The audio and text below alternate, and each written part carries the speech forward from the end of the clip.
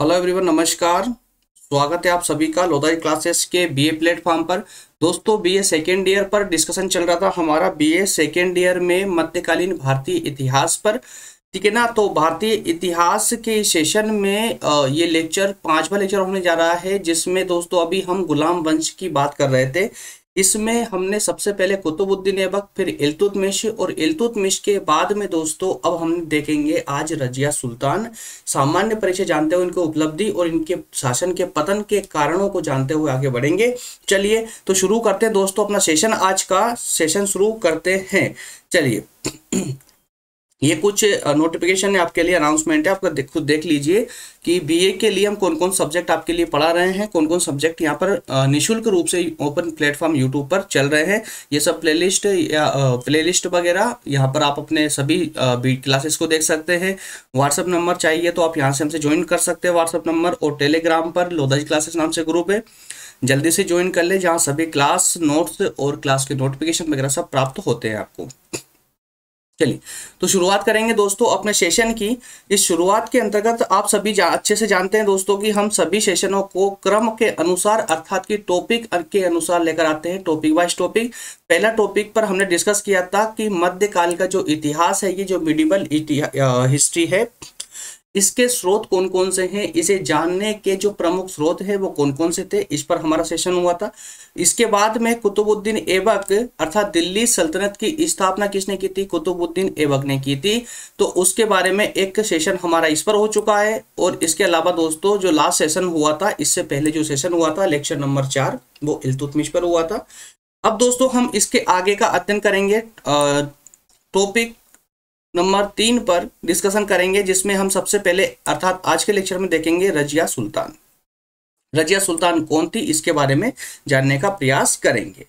चलिए शुरू करते हैं दोस्तों। तो आज का जो पूरे चैप्टर का, पूरे लेक्चर का सारांश है वो क्या रहेगा कि रजिया सुल्तान को हमें 3 पॉइंटों के माध्यम से कंप्लीट करना है।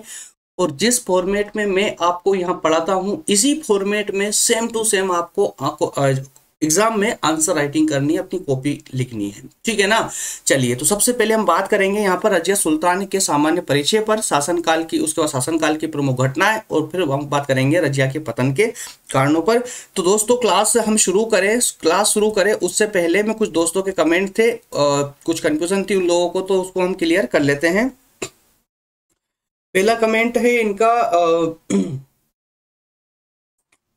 Priyanka Kumari Meena, thanks sir, thanks most welcome. जो है कमेंट थी सर, कई सारी कंफ्यूजन है यार।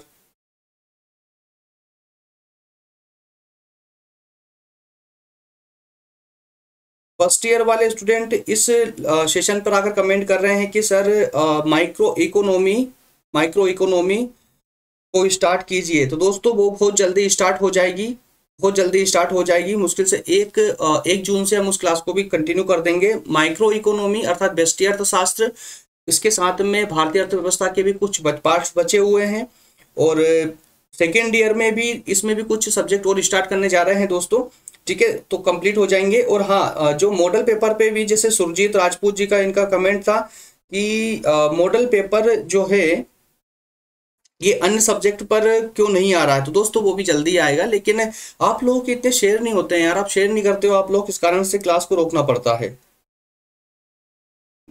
चलिए कमेंट तो बहुत सारे दोस्तों, टाइम हमारा वेस्ट हो रहा है। एक काम करते हैं, सभी कमेंटों को हम क्लास के एंड में सभी कमेंटों को डिस्कस करेंगे टोटल को। ठीक है, चलिए अभी फिलहाल क्लास स्टार्ट करते हैं। इल्तुतमिश, लास्ट सेशन में आपने पढ़ा था, कौन थे इल्तुतमिश? गुलाम वंश के एक सबसे प्रमुख, शक्तिशाली, या कहें कि सबसे बुद्धिमान शासक था इल्तुतमिश।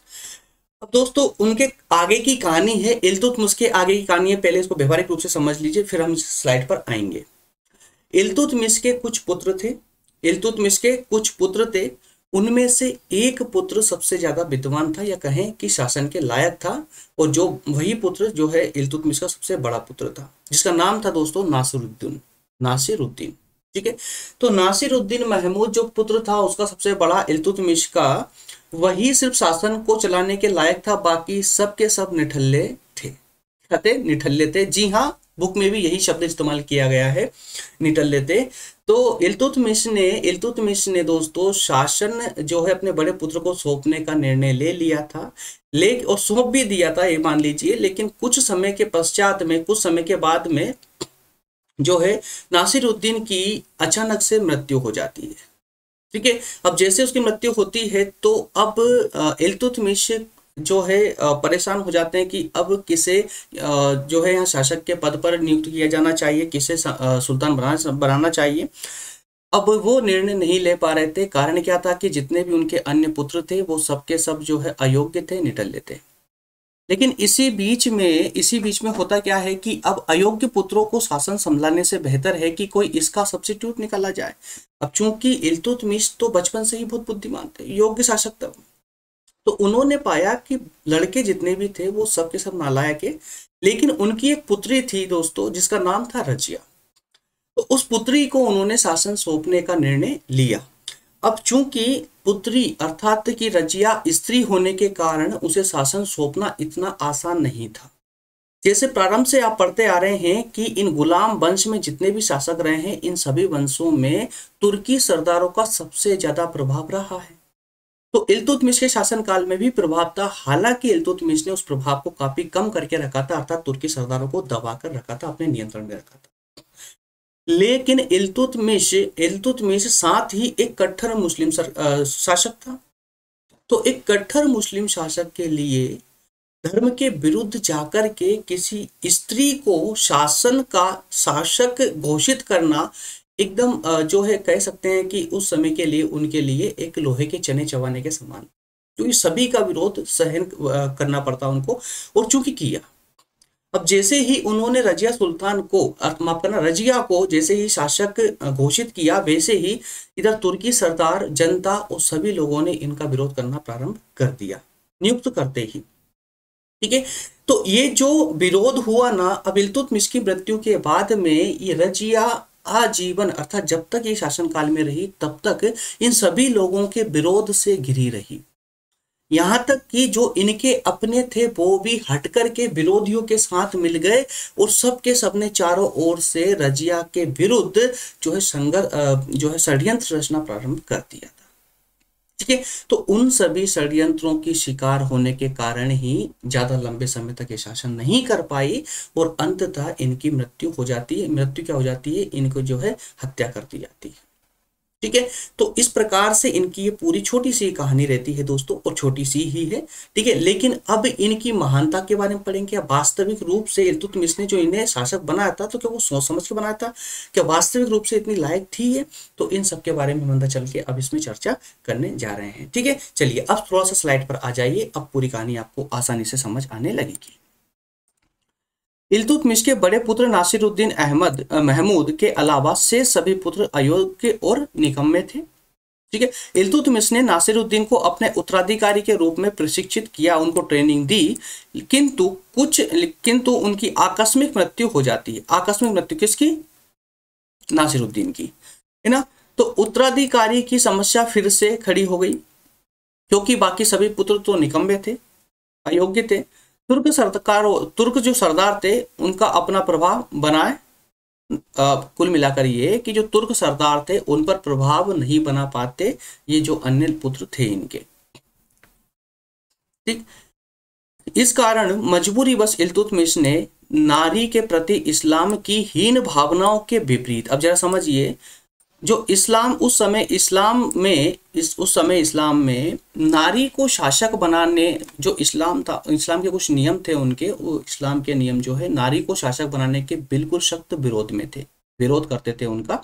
लेकिन फिर भी इल्तुतमिश ने उनके विपरीत जाते हुए एक कड़ा और एक क्रांतिकारी निर्णय लिया। और कड़ा क्रांतिकारी निर्णय क्यों कहा जाता है इसको दोस्तों? क्योंकि रजिया से पहले भारत में कोई सुल्तान थी ही नहीं। रजिया से पहले भारत में कोई सुल्तान नहीं थी, याद रखिएगा। तो भारत की सबसे पहली सुल्तान, अब हो सकता है आपको ऑब्जेक्टिव में क्वेश्चन आ सकता है, तो भारत की सबसे पहली सुल्तान कौन थी? तो रजिया थी। ठीक है ना। तो इनका ये कदम एक बहुत ही क्रांतिकारी निर्णय का कदम हुआ। अपनी योग्य और बुद्धिमान पुत्री रजिया को अपना उत्तराधिकारी चुना।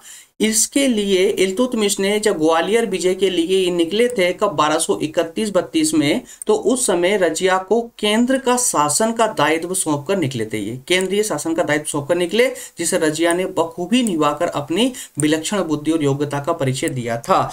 तो अब समझिए दोस्तों कि ये पूरी छोटी सी कहानी है, कोई विशेष सुलझाव वाली नहीं है, सिंपल सा है कि इल्तुतमिश के कुछ पुत्र थे, उनमें सबसे बड़ा पुत्र था नासिरुद्दीन, जो कि सबसे लायक था, लेकिन अचानक उसकी मृत्यु हो जाने के कारण इल्तुतमिश के सामने फिर से एक नई समस्या खड़ी हो जाती है कि अब शासन का उत्तराधिकारी किसे बनाया जाए, क्योंकि इल्तुतमिश की जो है अब वृद्ध होने लगे थे। इसके तुरंत बाद में जो है वो निर्णय लेते हैं, इस्लाम के नियमों के विरुद्ध जाकर के निर्णय लेते हैं कि रजिया को अब सुल्तान बनाया जाएगा। तो ये जो सुल्तान का जो कार्यभार है, पहली बार इन्होंने 1231-32 में जब इल्तुतमिश ग्वालियर विजय के लिए, कह सकते हैं कि ग्वालियर के युद्ध के लिए जब निकले थे, तो उस समय इन्होंने रजिया को शासन का कार्यभार संभाल कर निकले थे, और जब वापस लौटे तो देखा कि रजिया ने बहुत ही उचित तरीके से, शानदार तरीके से जो अपने शासन को मेंटेन करके रखा है, अपनी विलक्षण बुद्धि का जो है इन्होंने परिचय उस समय दिया था।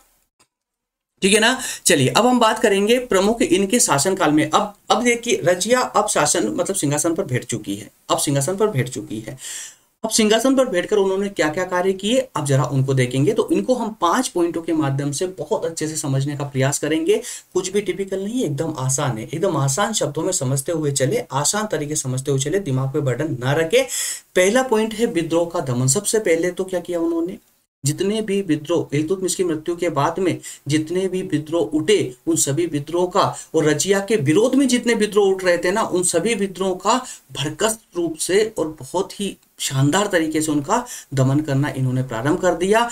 दूसरा शब्द है दोस्तों यहाँ पर शासन प्रबंध। शासन का प्रबंध भी बहुत ही एंटिक तरीके से, बहुत ही शानदार तरीके से इन्होंने उनको संचालित किया। तीसरा पॉइंट है राजपद की गरिमा में वृद्धि की। राजपद की गरिमा में अर्थात ये कि उनके राज्य के शासन की गरिमा में अर्थात उनका सम्मान बढ़ाया। इसके अलावा साम्राज्य का विस्तार इन्होंने किया, और सुदृढ़ सेना मतलब सेना में भी जो है काफी सारे संशोधन करने के बाद में काफी सुधार किए, उसको सुदृढ़ किया।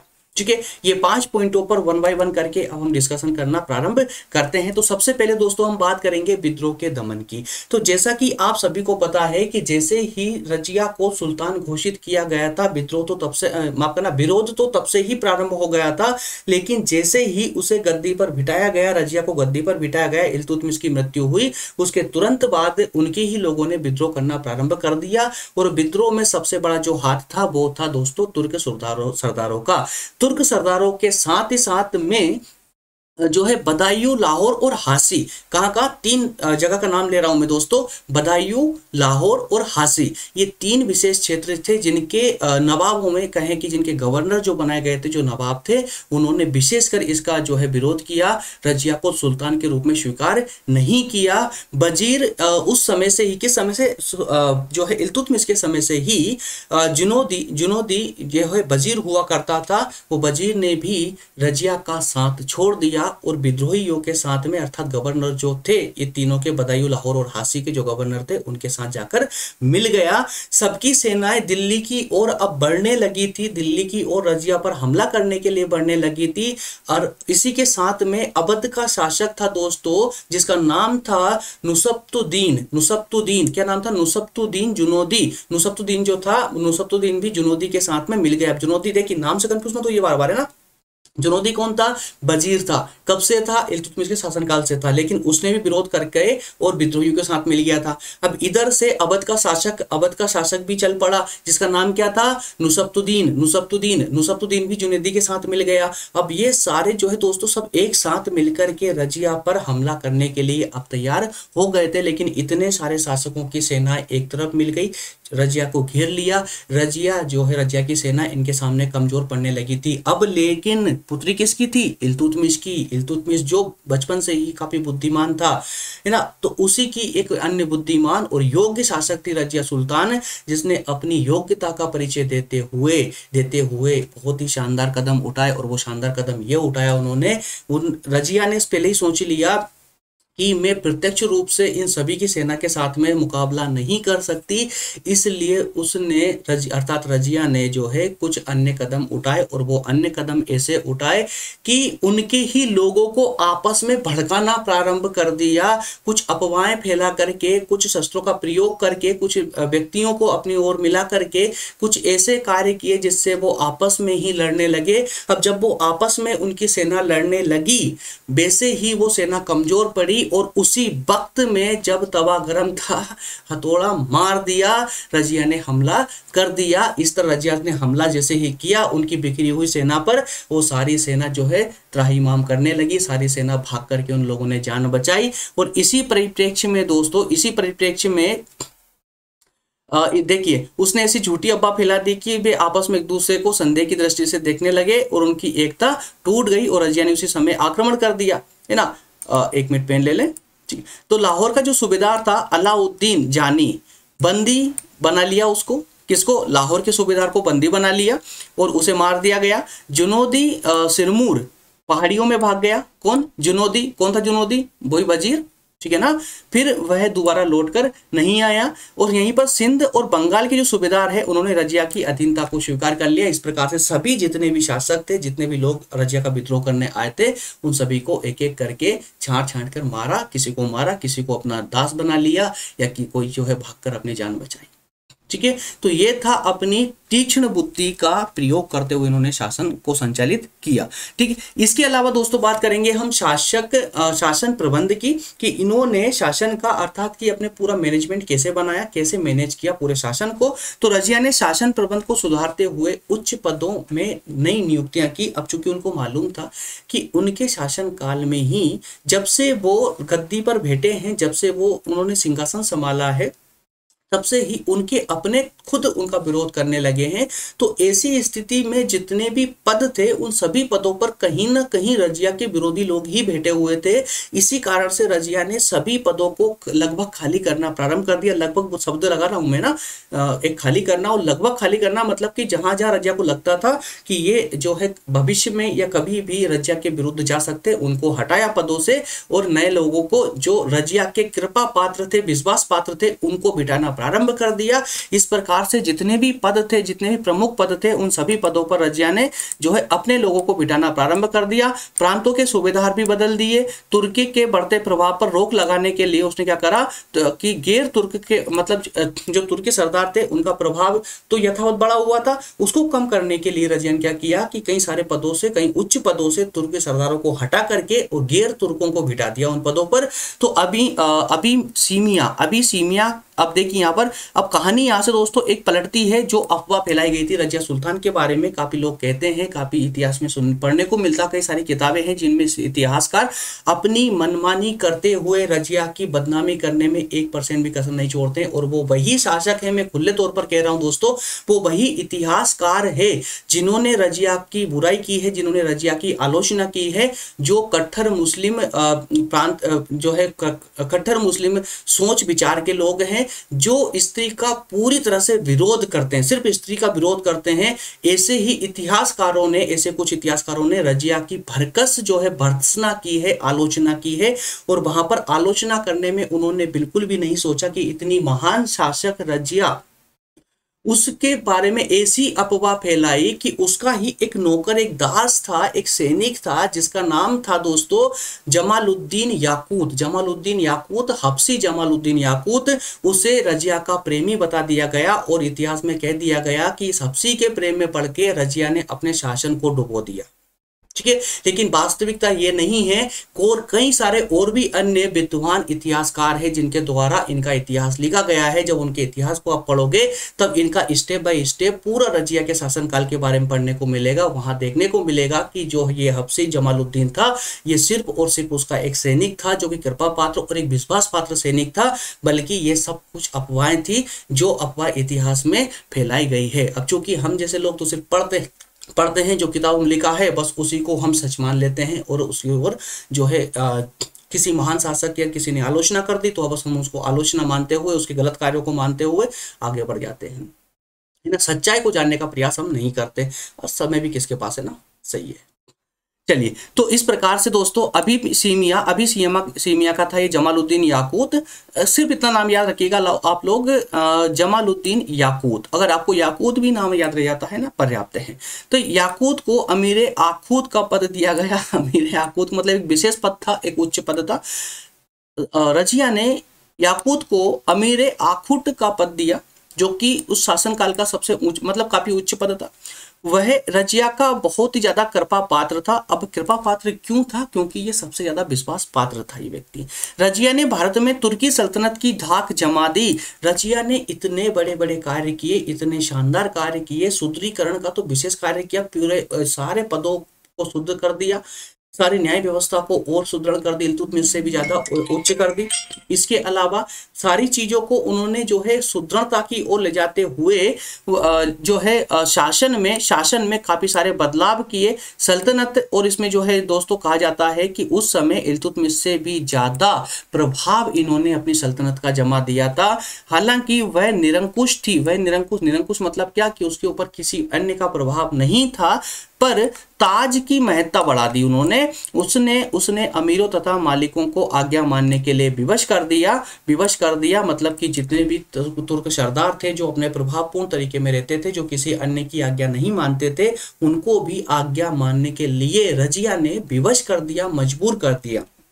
तो इन्हीं की तारीफ में एक इतिहासकार है, वो लिखते हैं। इतिहासकार का नाम अगर याद हो जाए तो बहुत अच्छी बात है, नहीं नाम याद हो तो बिल्कुल भी मायूस ना हो। एक इतिहासकार ने रजिया की तारीफ में कुछ शब्द लिखे। इस प्रकार के शब्दों का भी आप एग्जाम में इस्तेमाल कर सकते हैं, नंबर नहीं कटेंगे, डोंट वरी। नाम मैं बता देता हूं, मिनहाजुसिराज। ये इतने आसानी से नाम याद नहीं होते हैं, है ना। मिनहाजुसिराज 2-4 बार पढ़ लेंगे तो हो जाएगा, ठीक है। चलिए, तो उन्होंने कहा कि उसमें वह सभी प्रशासनिक गुण थे जो एक राजा में होने चाहिए। रजिया में वो सारे गुण थे जो एक योग्य राजा में होना चाहिए, किंतु वह एक औरत थी, इसलिए उसके सारे गुण बेकार हो गए, है ना। अब देखिए, हाँ, अब थोड़ा सा जो है लेडीजों को, स्त्रियों को, महिलाओं को जो है अब समानता के रूप में देखा जाने लगा है, अब जाकर के 21वीं सदी में जाकर के। लेकिन अगर हम प्राचीन समय से लेकर देखते आए, अगर प्राचीन समय में कुछ समय को छोड़ दें, जैसे कि वैदिक काल को छोड़ दें, तो उससे आगे के समय को जब हम देखते हैं तो पूरा मध्यकाल स्त्री को हीन भावना के द्वारा ही देखता, हीन दृष्टि से ही देखता आया है ना। उस समय में स्त्री को हीन ही समझा जाता रहा है। अब जाकर वर्तमान में जाकर के, अर्थात अब 21वीं सदी में जाकर के महिलाओं की स्थिति में विशेष सुधार हुए हैं। तो वहां उस समय रजिया और वास्तविक रूप से अगर कहें तो रजिया जो है अभी तक के जितने भी सुल्तान रहे सबसे योग्य सुल्तान थी, परंतु एकमात्र वो स्त्री थी। इस कारण से उसके जितने गुण थे वो सारे बेकार हो गए, ऐसा कहना इन महान इतिहासकार साहब का था, ठीक है। चलिए, अब हम बात करेंगे राजपद की गरिमा में वृद्धि। एक सेकेंड दोस्तों, एक कॉल आ रहा है, मैसेज कर देते हैं।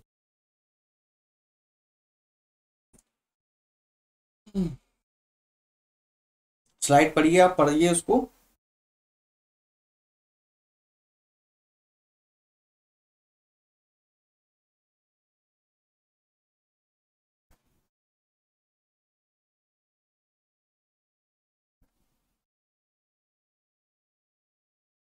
ओके, राजपद की गरिमा में वृद्धि। तो इन्होंने अपने राज्य की गरिमा कैसे बढ़ाई, तो इसको जरा देखिए। तो रजिया ने राजपद की गरिमा में वृद्धि की।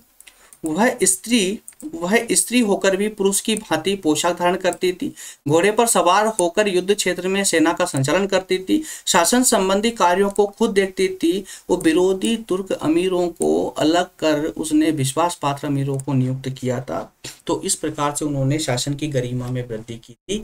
कैसे की थी दोस्तों, कि उन्होंने वो खुद भूल चुकी थी कि वो स्त्री है, बल्कि उनके सिर्फ एक ही बात याद थी कि वो सिर्फ और सिर्फ शासक है, वो सिर्फ सुल्तान सुल्तान है और अपनी पूरी योग्यता का परिचय देते हुए उन्होंने जहां जहां लगा हर जगह सुधार करना प्रारंभ कर दिया और उन्हीं सुधारों की लिस्ट आपके सामने ये रखी हुई है। ठीक है, नेक्स्ट पॉइंट है साम्राज्य का विस्तार। तो इनके शासनकाल में इनके साम्राज्य ने काफी विस्तार भी किया। जैसे देवल से लेकर लखनऊ ये दिया गया है दोस्तों, इन जगहों को देख लें आप लोग, है ना। चाहे तो गूगल मैप पे आप इन जगह का नाम डालेंगे ना तो आपको पूरा मैपिंग समझ जाएगा, पूरा जगह दिख जाएगी। ठीक है ना। तो देवल से लेकर लखनऊ तक और बंगाल से सिंध तक, तो यहां तक इनके साम्राज्य का विस्तार हो चुका था। नेक्स्ट है सेना का सुदृढ़ करना। तो रजिया ने विरोधियों को दबाने के लिए सेना का सुदृढ़ करना प्रारंभ कर दिया। जो उनके प्रतिद्वंदी थे उनको हटाना प्रारंभ कर दिया। विरोधी थे जो जिन पर शंका की जा सकती थी, उन शंका लायक जितने भी सैनिक थे उनको हटाया और अपने कृपा पात्र और विश्वास पात्र सैनिकों को जो है उन पदों पर बिठाना प्रारंभ कर दिया। इसी प्रकार से अब रजिया सुल्तान के पतन के कारणों पर हम चर्चा कर लेते हैं। वैसे तो सबसे बड़ा पतन का कारण, जो सबसे बड़ा रजिया के पतन का कारण रहा है, वो था उनका स्त्री होना। याद रखिएगा, सबसे बड़ा पतन का कारण था उनका स्त्री होना। अगर वो स्त्री नहीं होती तो 90% जितने विद्रोह हुए थे वो सारे विद्रोह वहीं दब जाते। ठीक है ना। तो स्त्री होना अर्थात कि पूरे इतिहास में पहली बार स्त्री होकर किसी पुरुष को आदेश दे, ये पुरुष को बर्दाश्त ही नहीं हो पाया भाई, है ना। वो बेचारे आज के पुरुष तो सभी बस ऑर्डर मानने को तैयार रहते हैं, है ना। चाहे वो घर का पुरुष हो या किसी विद्यालय में हो या मतलब कहीं पर भी हो ना यार। और वो गलत भी नहीं है भाई, एक दूसरे की भावनाओं का सम्मान करना ये गलत कैसे हो सकता है ना। तो उनका सबसे बड़ा जो पराजय का कारण रहा है ना, वो यही रहा है कि रजिया स्त्री थी और स्त्री होने के साथ जब वो किसी भी पुरुष को अर्थात जो तुर्क सरदार थे उनको जब आदेश देती थी तो उनका सर झुक जाता था। किनका? उन सरदारों का सर झुक जाता था कि स्त्री हमें आदेश कैसे दे सकती है। क्यों? क्योंकि वो स्त्री को तो अपने पैर की जूती समझते थे ना, है ना, पुराने लोग।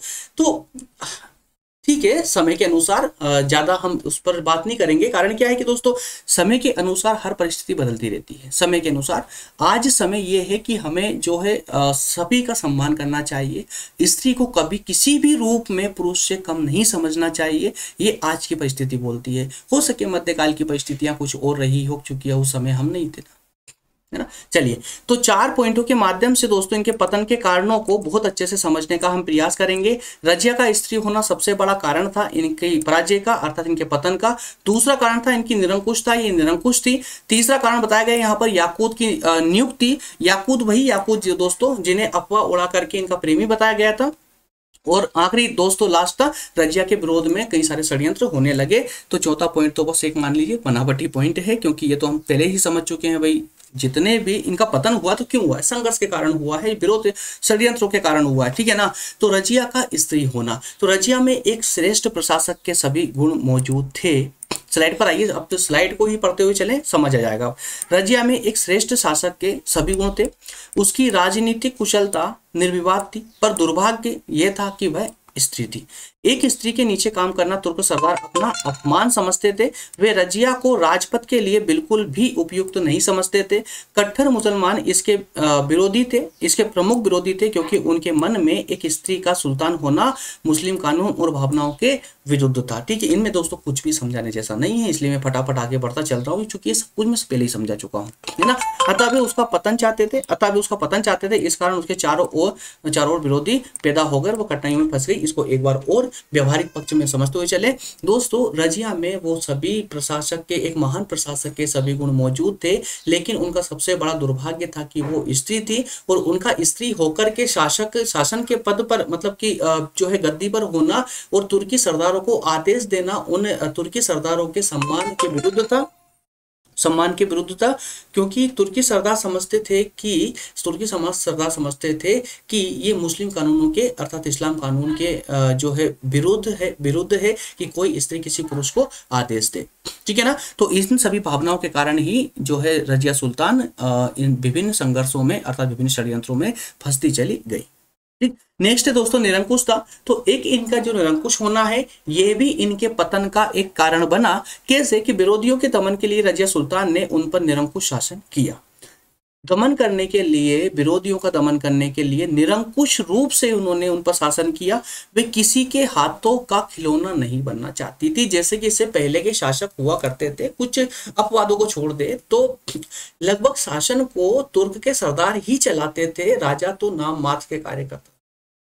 ठीक है, तो इल्तुतमिश की मृत्यु के बाद में तुर्की सरदारों को स्पष्ट दिखने लगा था कि अब शासन सिर्फ अपने हाथों में ही रहेगा, बल्कि अब इसको करने वाला कोई है नहीं। राजा सिर्फ एक कठपुतली राजा रहेगा जो हमारे इशारों पर नाचेगा। ठीक है ना यार, ये लोग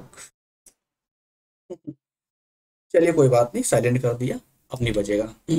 ठीक है, तो विरोधियों के दमन के लिए रजिया ने क्या किया, उन पर निरंकुश शासन किया। और रजिया सुल्तान नहीं चाहती थी, रजिया नहीं चाहती थी कि वो सरदारों की कठपुतली के रूप में कार्य करे। उसमें पुरुषों की भांति रोब तथा प्रभाव था। एक पुरुष शासक जिस प्रकार से रोब और प्रभाव जमा कर रखता था, वही रोब और प्रभाव जमाने की क्षमता रजिया के पास थी। वे चाहती थी कि दरबार में तुर्क सरदारों का प्रभाव कम हो जाए, इसलिए उन्होंने गैर तुर्क सरदारों को नियुक्त करना भी प्रारंभ कर दिया था। तो ऐसे व्यक्तियों में कौन से व्यक्तियों में, फिर से समझिए, रजिया सुल्तान ने विद्रोह को दबाने के लिए उन विद्रोहियों पर निरंकुश शासन प्रारंभ कर दिया। निरंकुश मतलब कितनी भी शक्ति का प्रयोग करना उन पर। निरंकुश शासन करने के इसी परिप्रेक्ष्य में उन्होंने क्या किया कि जितने भी पद थे उन पदों से तुर्क सरदारों को हटा करके गैर तुर्कों को बिठाना प्रारंभ किया, ताकि तुर्की सरदारों का प्रभाव शासन में कम हो जाए। और जब ये गैर तुर्की सरदारों को उच्च पदों पर बिठा रही थी, तो उन्हीं में एक व्यक्ति और आया जिसका नाम था दोस्तों हफ्सी जमालुद्दीन याकूत। हफ्सी जमालुद्दीन याकूत, और ये नाम बहुत उल्लेखनीय है।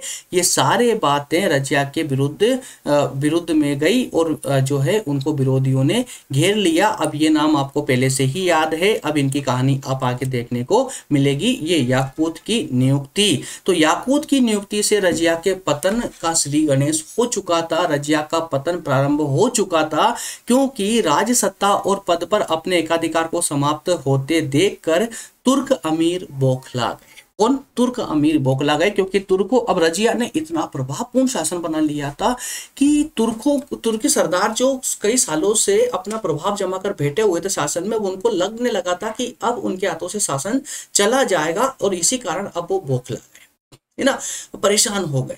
अब बौखला करके उन्होंने अब ऐसा षड्यंत्र रचा। कैसा षड्यंत्र? जिससे कि रजिया को बदनाम किया जा सके, जनता में उसकी की जो है बुराइयां, आलोचना होना प्रारंभ हो जाए। तो इस प्रकार के शस्त्रों का, अर्थात इस प्रकार की अफवाहों का प्रयोग इन्होंने किया। और याकूत की पदोन्नति राजनीतिक कारणों से की गई थी। हालांकि याकूत को जो प्रमोशन किया गया था वो उसके राजनीतिक कारणों से किया गया था, क्योंकि वो लायक था उसके। और रजिया का कृपा पात्र सुल्तान जो है विश्वास पात्र था। रजिया बहुत विश्वास करती थी इस व्यक्ति पर। लेकिन इस जो प्रमोशन हुआ ना, इसको इन लोगों ने एक अफवाह फैलाई, और इतिहासकारों ने भी इन तुर्की सरदारों का साथ देते हुए क्या लिखा कि रजिया याकूत के प्रेम की कहानी बना मारी, और रजिया जो है याकूत के प्रेम में पड़कर अपने शासन को डुबा दिया। उन्होंने इस प्रकार के शब्दों का इतिहासकारों ने प्रयोग किया। इस आधार पर रजिया की आलोचना की जाने लगी, और इस आलोचनाओं से भी रजिया काफी परेशान हुई। ठीक है, तो रजिया के विरोध में कुछ षड्यंत्र होना प्रारंभ हो गए। कई सारे षड्यंत्र हुए थे। तुर्की सरदारों ने अब क्या मिलकर के रजिया के विरुद्ध में षड्यंत्र करना प्रारंभ कर दिया। ठीक है ना, दिल्ली सल्तनत पर आक्रमण करने की गुप्त योजना तैयार की। दिल्ली पर जो है, अब रजिया के देखिए जितने भी तुर्की सरदार थे, अब सबको पता था कि हमारे हाथ से शासन जा रहा है, तो उन लोगों ने अब षड्यंत्र करना प्रारंभ किया। सब लोगों ने आपस में मिल के कुछ नवाबों को मिलाया अपने साथ में, कुछ गवर्नरों को, इनको मिला करके रजिया के विरुद्ध में आक्रमण करने की तैयारी कर ली। इस योजना के अनुसार क्या हुआ कि भटिंडा का एक शासक था दोस्तों, जिसका नाम था अल्तुनिया। कहाँ का ये नाम आप याद रखेंगे, इंपॉर्टेंट नाम है। भटिंडा के शासक अल्तुनिया, इसने भी रजिया के खिलाफ विद्रोह कर दिया। रजिया उसे दबाने भटिंडा की ओर चल पड़ी। ठीक है, भटिंडा की ओर चल पड़ी, लेकिन वह इन गंभीर परिस्थितियों का सामना नहीं कर पाई, और वहां पहुंचते ही याकूत का वध कर दिया। याकूत को साथ लेकर गई थी, लेकिन याकूत का वध कर दिया। तो कुछ कहानी इस प्रकार समझते चलिए। इस कहानी को थोड़ी स्टेप है, इसमें 2-3 स्टेप मिलेगी आपको, तो इसमें कंफ्यूज ना हो। तो रजिया को दबाने के लिए तुर्क सरदारों ने षड्यंत्र किया, और उन्होंने भटिंडा के शासक को भी अपनी ओर मिलाया जिसका नाम था अल्तुनिया। अब जैसे ही रजिया को पता चला कि भटिंडा के शासक ने रजिया के खिलाफ विद्रोह किया है, तो उस विद्रोह को दबाने के लिए रजिया याकूत को साथ लेकर के, कुछ सेना को साथ लेकर के और भटिंडा चल पड़ी। लेकिन वहां पहुंचते ही कुछ षड्यंत्र रचकर और याकूत का वध कर दिया जाता है, याकूत का वध कर दिया जाता है और रजिया को गिरफ्तार कर लिया जाता है, रजिया को गिरफ्तार कर लिया जाता है। उसके तुरंत बाद उसके भाई बहराम को दिल्ली का सुल्तान बना दिया जाता है। अब जैसे ही रजिया गिरफ्तार हुई वैसे ही तुर्की सरदार फट से उठे और उन्होंने क्या करा कि रजिया का जो अन्य भाई था जिसका नाम था बहराम, उसको शासक बना दिया, वहां का सुल्तान बना दिया। अब क्यों बना दिया? क्योंकि कठपुतली तो चाहिए थी ना, तो बहराम अयोग्य था, निठल्ला था, तो वो तो भाई सिर्फ एक कठपुतली बन सकता था, तो तुर्क सरदारों ने कठपुतली के रूप में उसको इस्तेमाल किया। बहराम नाम मात्र का शासक था। शासक की बागडोर फेतिगीन के हाथों, फेतिगीन कौन था? ये फेतिगीन तुर्क सरदार ही था, उसके हाथों में थी। उसका अत्याचार अब बहुत ज्यादा बढ़ने लगा था, लेकिन बहराम ने निठल्ला होने के बाद भी एक बहुत अच्छा कदम उठाया, और वो अच्छा कदम ये उठाया कि बहराम ने क्या किया? उस फेतिगीन का कत्ल करवा दिया, फेतिगीन का कत्ल करवा दिया। उसके बाद भी अमीरों के व्यवहार में रजिया के प्रति कोई सुधार नहीं हुआ, तो रजिया ने फिर चाल चली, रजिया ने अल्तुनिया से विवाह कर लिया। अब ये अल्तुनिया कौन? वही भटिंडा का शासक, उससे विवाह कर लिया। किससे? अल्तुनिया से विवाह कर लिया, क्योंकि अल्तुनिया के गिरफ्त में ही थी रजिया, उससे विवाह कर लिया। और विवाह करके उसने एक बार फिर से दिल्ली पर चढ़ाई करना प्रारंभ कर दिया, चढ़ाई करने की सोची। दिल्ली पर आक्रमण भी किया उसने, लेकिन वो प्रयास में सफल नहीं हो पाई, क्योंकि इतनी शक्तिशाली सेना जो है इसके भटिंडा के शासक के पास में, अल्तुनिया के पास नहीं थी। ठीक है, तो हारकर वे दोनों वहां से भाग गए। डाकुओं ने केशल के पास 13 अक्टूबर 1240 को उन्हें जो है उनकी हत्या कर दी। किन्ने? डाकुओं ने उनकी हत्या कर दी। चुस्त शासक के अभाव में चारों ओर अव्यवस्था अब फैलने लगी थी, योग्य शासक के अभाव में अव्यवस्था फैलने लगी थी। चालीसा दास, ये शायद पुरानी स्लाइड का नहीं, इसी का है, चलिए देख लेते हैं इसको। चालीसा दास मतलब 40 दासों का एक समूह था। तो ये तुर्क सरदारों का ही एक दल था। दिल्ली सल्तनत की शक्ति इन 40 सरदारों के हाथों में थी। जागीरें ऊंचे पद पर इन्हीं के हाथों में थी, और जागीरें और ऊंचे पद जो थे इनके हाथों में थे, और यह जिसे चाहते दिल्ली की गद्दी पर बिठाते और जिसे चाहते उतार देते। रजिया ने इनकी परवाह नहीं की थी, और इन कारणों से रजिया का प्रयोग जो है विफल रहा। तो इनके प्रमुख जो पतन के कारण रहे हैं रजिया के, उनमें ये भी एक प्रमुख है। इनमें प्रमुख ये रहा है दोस्तों कि चालीसा जो इल्तुतमिश ने जो 40 सरदारों का गठन बनाया था, जो दल बनाया था, उस दल ने अब एक नया रूप धारण कर लिया था और सारी व्यवस्थाओं को अपने अंडर में करना प्रारंभ कर दिया था। ये जिसे चाहते शासक, इतने प्रभावशाली हो गए थे ये कि जिसको चाहते वो शासक बना देते, जिसको चाहते उतार देते गद्दी पे से। लेकिन रजिया ने इन सबका विरोध किया, विरोध करते हुए आगे बढ़ी थी, तो इसका समर्थन नहीं रहा रजिया को, और इसी कारण से ये एक प्रमुख दल था उस समय का। तो इसी कारण से रजिया का पतन भी होना स्वाभाविक था। ठीक है, तो इस प्रकार से दोस्तों हमारा ये रजिया वाला सेशन कंप्लीट होता है। बताइएगा मुझे कि समझ आया, कंप्लीट समझ आया या नहीं, क्या इंटरेस्ट जाग रहा है आपको इतिहास पढ़ने में या नहीं, मुझे बताइएगा। अगर दोस्तों कुछ भी प्रॉब्लम आ रही है आपको समझने में, कहीं से कहीं तक पीपीटी से लेकर के समझाने तक में, समय से लेकर के किसी भी अंडरस्टैंडिंग, किसी भी प्रकार से दोस्तों अगर आपको प्रॉब्लम आ रही हो लेक्चर को लेकर के, तो मुझे कमेंट सेशन में जरूर बताएं। ठीक है, मिलेंगे नेक्स्ट सेशन में दोस्तों। इसके साथ में छोटा सा अनाउंसमेंट करना चाहता हूं, जो भी मेरे दोस्त बीए के साथ या बीए के बाद कॉम्पिटिटिव एग्जाम की तैयारी करना चाहते हैं, वो जल्दी से हमारे नए चैनल को सब्सक्राइब कर ले, ज्वाइन कर ले। नए चैनल का नाम है प्रज्ञान हिंदी जीके। प्रज्ञान एक्चुअली पढ़ा से फ्लो में आ जाते हैं, इसलिए प्रज्ञान हिंदी जी के नए चैनल का नाम है। वहां पर सभी कॉम्पिटिटिव क्लासेस स्टार्ट होने जा रही है, बहुत जल्दी स्टार्ट होने जा रही है। तो जो भी दोस्त एकदम शुरू से, एकदम जीरो से जो भी कॉम्पिटिटिव एग्जाम की तैयारी करना चाहते हैं ना, वो जल्दी से उस क्लास को ज्वाइन कर ले। बिल्कुल पूरी तरह से निःशुल्क है वो चैनल भी, सभी क्लासेस निःशुल्क आपको प्रोवाइड की जाएंगी। साथ में क्लास नोट्स भी आपको प्रोवाइड किए जाएंगे, सभी नोट्स एक साथ प्रोवाइड किए जाएंगे, जिसमें कि वहां पर एक जो है दोस्तों एक प्लान के साथ में क्लासेस वहां लाई जाएगी कि पहले आपको नोट्स नोट्स दिए जाएंगे, वो नोट्स आप पढ़ेंगे, उसके बाद में उसका लेक्चर आपको प्रोवाइड होगा, जिससे कि पूरा कंसेप्ट बिल्कुल पानी की तरह एकदम क्लियर होता चले। पूरी मैनेज्ड क्लासेस वहां पर आएंगी। ठीक है, मिलेंगे नेक्स्ट सेशन में दोस्तों। तब तक आप सभी के लिए धन्यवाद। और एक बात और, इसका पीडीएफ आपको इसी की डिस्क्रिप्शन में इसकी लिंक दी गई है, जल्दी से आकर उसको डाउनलोड कर सकते हैं। और नए यूट्यूब चैनल की लिंक भी आपको डिस्क्रिप्शन में मिल जाएगी, उसे भी ले सकते हैं वहां से। ठीक है, मिलेंगे नेक्स्ट सेशन में दोस्तों। तब तक आप सभी का बहुत बहुत धन्यवाद। Thank you.